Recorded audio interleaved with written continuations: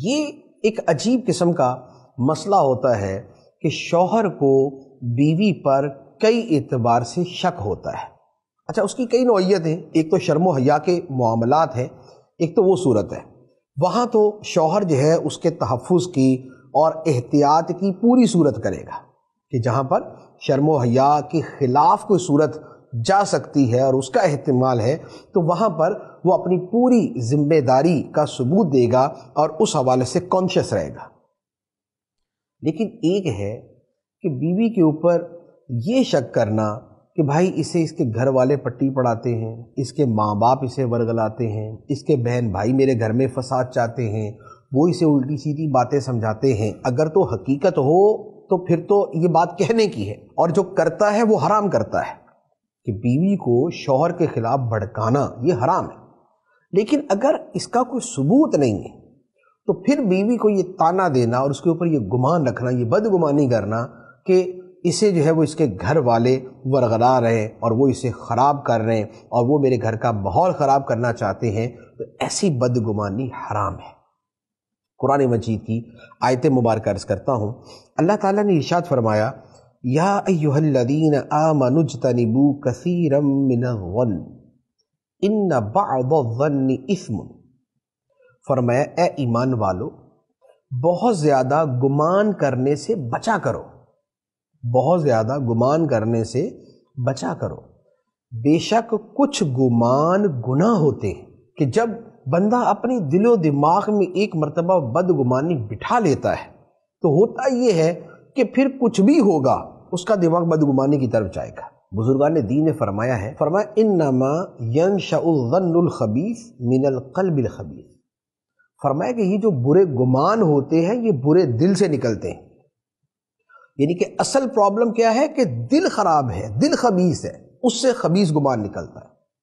تو لہٰذا بدگمانیوں میں پڑنا نہیں چاہیے۔ بدگمانیوں جب بندہ پال لیتا ہے تو آپ یقین کریں کہ پھر وہی ہوتا ہے کہ بھی آٹا گوندتے ہلتی کیوں، پھر ہر شے میں کیڑے نکالنا یا کیڑے ڈالنا یہ بندے کی عادت بن جاتی ہے۔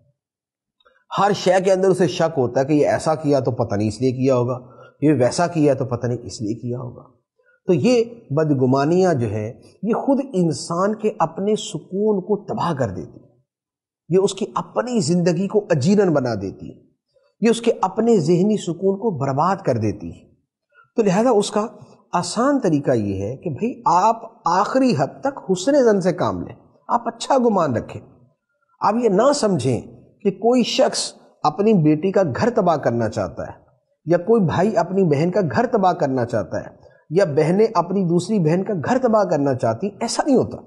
تو لہٰذا اس طرح کے جو گمان ہیں یہ زندگیاں برباد کر دیتے ہیں، اور پھر یہ بدگمانیوں کا سلسلہ جب وسیع ہوتا ہے تو اب کیا ہے، اب نند کو بھابھی پہ شک ہے، ساس کو بہو پہ شک ہے، شوہر کو بیوی پہ شک ہے۔ وہ تو ایک ہی ہے، اس کی نند ہے، اس کی بھابھی ہے، اس کی جو ہے وہ بہو ہے اور اس کی بیوی ہے، اور یہ تینوں مل کر اسے اپنی بدگمانیوں کا نشانہ بنا کے اس کی زندگی کو تباہ کر دیتے ہیں، اس کا ذہنی سکون برباد کر دیتے ہیں، ہر وقت اس کی غیبت میں پڑے رہتے ہیں، اس پر بہتان اور الزام تراشیوں کے گناہ میں پھنسے رہتے ہیں، اور بلا ناغہ شب و روز گناہ کبیرہ کے اندر مرتکب رہتے ہیں۔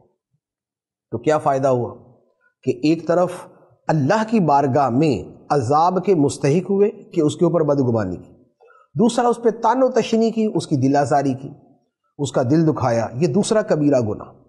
تیسرا یہ ہے کہ اگر الزام تراشی کی اور وہ غلط ہے، یہ بہتان ہے، یہ تیسرا کبیرہ گناہ۔ تو غیبت گناہ کبیرہ، بہتان گناہ کبیرہ، دل آزاری گناہ کبیرہ۔ تو لہٰذا اس کا آسان حل کیا ہے، اب تینوں گناہ کبیرہ سے بھی بچ جائیں گے، گھر کا بھی سکون رہے گا کہ بدگمانیاں نہ پالیں۔